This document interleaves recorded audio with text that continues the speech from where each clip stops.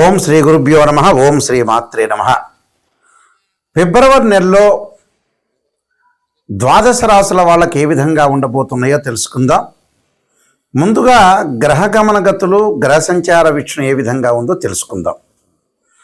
ప్రధానంగా గురువు మిథున రాశిలో వక్రగతిలో ఉండటం, శని మీనరాశిలో, రాహు కుంభరాశిలో, కేతు సింహరాశిలో సంచారం చేయటం, కుజుడు మకరంలో ఉచ్చస్థానంలో ఉండటం, రవి బుధ శుక్రగ్రహాలు ఫిబ్రవరిలో ప్రథమ భాగంలో మకర రాశిలో సంచారం చేయటం, ద్వితీయంలో రవి బుధ శుక్రగ్రహాలు కుంభరాశిలోకి వెళ్ళటం జరుగుతుంది. ఈ ఫిబ్రవరి మాసంలో చాతుర్గ్రహ కూటములు, త్రిగ్రహ కూటములు, పంచగ్రహ కూటములు ఏర్పడే అవకాశం అనేది ఫిబ్రవరి మాసంలో ఉంది. అంటే 4 గ్రహాల యొక్క కలయిక, 3 గ్రహాల యొక్క కలయిక, 2 గ్రహాల యొక్క కలయిక, అలానే పంచగ్రహాల యొక్క కలయిక కూడా ఈ నెలలో ఉంది. అయితే ఈ పంచగ్రహ కూటం వల్ల, చాతుర్గ్రహ కూటం వల్ల, మరి ఈ గ్రహాల యొక్క కలయిక వల్ల ఏ విధంగా జరగబోతుంది ద్వాదశ రాశుల వాళ్ళకి మనం తెలుసుకుందాం. ముఖ్యంగా ఇవన్నీ కూడా గోచారరీత్యా చెప్పబడే ఫలితాలు అంటారు. అంటే this is the transit system అంటారు. అలానే బర్త్ చార్ట్ సంబంధించిన విషయాలనేవి కావు. ఇవి అందరూ కూడా గుర్తుపెట్టుకోవాలి. గోచారం ఎప్పుడు కూడా 20% సపోర్ట్ ఉంటుంది, బర్త్ చార్ట్ అనేది 80% సపోర్ట్ ఉంటుంది. చాలామంది కూడా ఇదే ఫలితాలు జరుగుతున్నాయి. మరి ప్రతి నెలలో కూడా మనం కొన్ని సూచనలు జ్యోతిష్ శాస్త్రం ప్రకారంగా ఎలాంటి చర్యలు తీసుకోవాలి, ఆరోగ్యపరంగా కానీ, వివాహపరంగా కానీ, ఆర్థిక పరంగా కానీ, కోర్టు సమస్యలు కానీ, లావాదేవీల విషయంలో కూడా కొంత ఎలాంటి జాగ్రత్తలు తీసుకోవాలని చెప్పేదే గోచారం అంటారు. అంటే ఎంత కృషి చేసినా కూడా కొంత అదృష్టం అనేది కలిసి రావాలి. కాబట్టి ఆ అదృష్టం అనేది వితిన్ సెకండ్లో ఉండేదే గోచారం. బర్త్ చార్ట్ అంటే ఏంటంటే ఒక చెట్టు ఉంటుంది, ఆ చెట్టుకు వేళ్ళు ఉంటాయి, ఆ చెట్టుకి కొన్ని కొమ్మలు ఉంటాయి, కొమ్మలకు ఆకులు ఉంటాయి. ఈ ఆకులు సహజంగా పదే చెబుతున్నాను, రైన్ సీజన్లో వస్తాయి, వింటర్ సీజన్లో నిలబడిపోతాయి, ఎండాకాలం సమ్మర్ సీజన్లో కింద పడిపోతుంటాయి. అదే గోచారం అంటారు. ఈ చెట్టుకున్న వేళ్ళు కింద భాగం ఏంటి అంటే మనకి బర్త్ చార్ట్ అని అర్థం, అంటే జన్మ జాతకం అని అర్థం. జీవితంలో ఎప్పుడూ కూడా నిజాన్ని తెలుసుకోవాలి. నిజాన్ని తెలుసుకునే వాళ్ళు మాత్రమే మాకు ఫోన్ చేయండి. ఎందుకంటే నెగిటివ్ పాజిటివ్ రెండూ తెలుసుకుంటేనే జీవితంలో మనం ముందుకు వెళ్ళే అవకాశం అనేది ఒకటి ఉంటుంది. శ్రేయ లోపం పెరుగుట పెద్ద విద్య, లోపం ఎరిగిన వాడే పూర్ణుడవుతాడు. మనం ఎంతకాలం బతకలేం. ఒక మనిషి కూడా 50-55 ఏళ్ల కల్లా మన ఉద్యోగము సెటిల్మెంట్ అనేది కావాలి. పెళ్ళి తొందరగా చేసుకోవాలి, సెటిల్మెంట్ కాగానే సంతానం కూడా తొందరగా ఉండాలి, సమస్యలు లేకుండా ప్రశాంతంగా జీవితం సాగించాలి. ఎప్పుడో మనం పెళ్లి చేసుకుంటున్నాం, ఎప్పుడో ఇంకా మనకు 60 ఏళ్ళు 70 ఏళ్ళు ఉన్నాయని చాలామంది కూడా లేట్ చేస్తున్నారు. జీవితం అనేది ఇప్పుడు కూడా మన చేతుల్లోనే ఉంటుంది. మనం అనవసరంగా బ్రెయిన్ మెచ్యూరిటీ వాల్యూస్ పెంచుకోకుండా ఏదో 35 ఏళ్లకి సంతానం కలుగుతుంది, మనం రెమెడీస్ ఎందుకు చేయటం, ప్లస్ డాక్టర్స్ దగ్గర ఎందుకు చూపించుకోవటం, కొంతమంది 40 ఏళ్ల వరకు పెళ్లి చేసుకోకపోవటం, ఆ తర్వాత మనిషి 50 ఏళ్ల కంటే కూడా వర్క్ చేసే స్థితిలో లేరు. పాతకాలం మనుషులు వేరు, పాత మనుషులు వేరు. కాబట్టి చాలా జాగ్రత్తగా, తొందరగా, ఆలస్యం అమృతం విషయంలాగా ఉంది ప్రజెంట్ సిచ్యువేషన్. తొందరగా మనం స్థిరపడిపోవాలి, తొందరగా డెవలప్మెంట్ చెందాలి, తొందరగా సంతానం కలగాలి. ఆరోగ్యపరంగా ఎక్కువ కాలం మనిషి బతికేది లేదు. కాబట్టి ఈ విషయాలన్నీ కూడా జ్యోతిష్ శాస్త్రం ప్రకారంగా సూచనలు చేస్తున్నాం. కాబట్టి మీరందరూ కూడా తప్పగా అనుసరించండి, జీవితాన్ని సార్థకత చేసుకోండి. జీవితంలో అన్ని మంచి విషయాలు మనకు కలగాలని మనం ఆశించాలి ఖచ్చితంగా. అయితే ద్వాదశ రాశుల వాళ్ళందరికీ కూడా ఏ విధంగా ఉండబోతుందో మనం ముందుగా తెలుసుకుందాం. మకర రాశి వాళ్ళకి ఫిబ్రవరి మాసంలో ఏ విధంగా ఉండబోతుంది? జన్మంలోనే కుజగ్రహము, రవి అంటే చాతుర్గ్రహ కూటాలు ఏర్పడటం, ద్వితీయ స్థానంలో 4 గ్రహాల యొక్క కలయిక, అలానే ద్వితీయంలో రాహు యొక్క సంచారం కూడా జరగటం, తృతీయంలో శని యొక్క సంచారం, అలానే షష్టమంలో గురువు యొక్క సంచారం వక్రగతిలో ఉండటం వల్ల ఆర్థిక పరంగా ప్రయోజనాలు కలుగుతాయి, ఫైనాన్షియల్ పరంగా డెవలప్మెంట్ జరిగే అవకాశాలు ఎక్కువ ఉంటాయి, గతం కంటే కూడా ఆదాయం బాగా పెరిగే అవకాశాలు ఎక్కువ ఉంటాయి. కొంత కోపము, ఉద్రిక్తత భావాలను తగ్గించుకోవాలి. ఎందుకంటే జన్మరాశిలో కుజుడు ఉండటం వల్ల వాహన ప్రమాదాలు జరగకుండా చూసుకోవాలి. కోర్టు సమస్యలు, రియల్ ఎస్టేట్ రంగం వాళ్ళకి కొంత అపార్థాలు, అనుమానాలు కలగకుండా చూసుకోవాలి. ప్రతి విషయంలో కూడా కొంత విజయం సాధించాలి. అలానే వీళ్ళకి వాదనలు, ఆధిపత్యాలు, ఆర్గ్యుమెంట్స్ అనేవి తగ్గించుకోవాలి.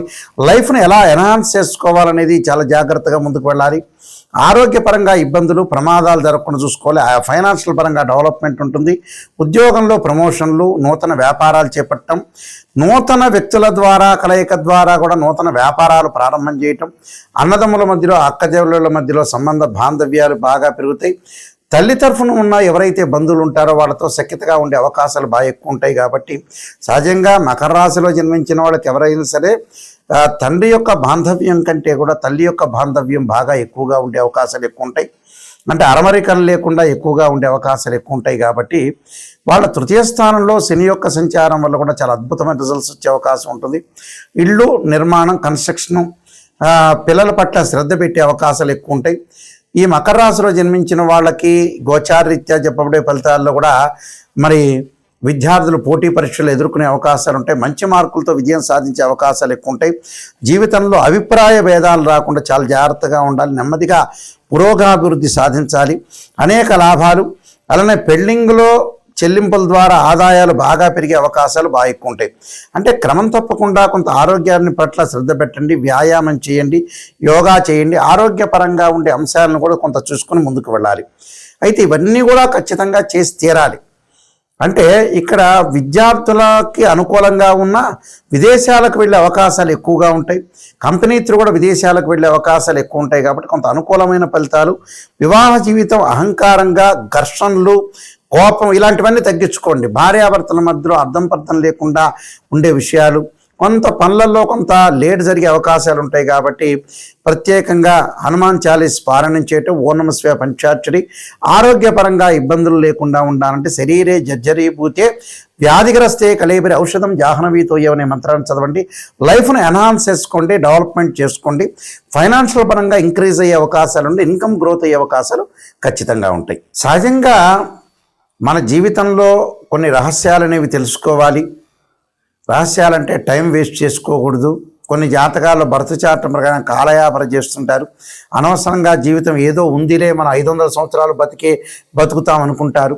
50 ఏళ్ళు 55 ఏళ్ల కల్లా సెటిల్మెంట్ అయ్యి ఇంక అయిపోయింది, పర్వాలేదు, మనం కూర్చున్నాము, మనం సంపాదించకపోయినా పర్వాలేదనే విషయాలు ఆలోచన చేయాలి ప్రజలందరూ కూడా. ఎందుకంటే 70 ఏళ్ళకి 80 ఏళ్ళకి జాతకం చూపించుకుని నాయకంటి గారు ఏం చేయాలని అంటే ఏం చెప్పలేరు.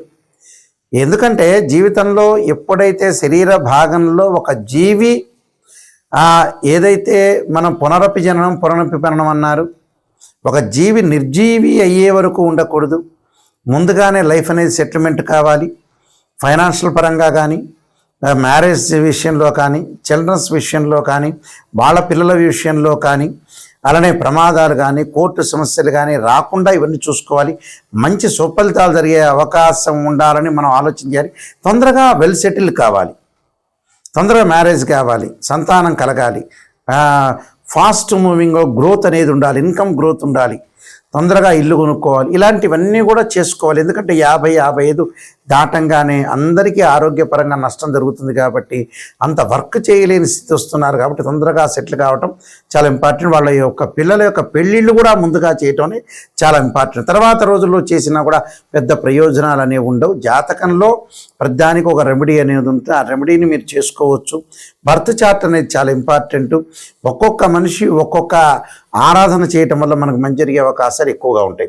కాబట్టి ఇవన్నీ కూడా అనుసరించండి. నేను 15 పుస్తకాలు రాశాను. కాలసర్పయోగము, కాలసర్పయోగ చంద్రిక, రాహుకేతులు, ఛాయాగ్రహాలు, వివాహ మార్తాండము, జాతక చంద్రిక, అలానే పుత్రగణపతి వ్రతము, సర్వదేవతా గోత్ర ప్రవర్లు పార్ట్ 1 పార్ట్ 2, అలానే బృహత్ పరిహార సింధు, అలానే నవగ్రహాలన్నిటికీ కూడా స్తోత్ర పారాయణాలు, అలానే దశమహావిద్యార్థులకి స్తోత్ర పారాయణాలు, నవగ్రహాల యొక్క దోషాలుంటే అంటే ఇలాంటి నెంబర్ ఆఫ్ బుక్స్ రాశాను. మీరు జాగ్రత్తగా అనుసరించండి. ఎందుకంటే అన్ని విషయాల్లో కూడా శ్రద్ధ పెట్టి ముందుకు వెళ్తే మనకు మంచి జరిగే అవకాశాలు ఉంటాయి.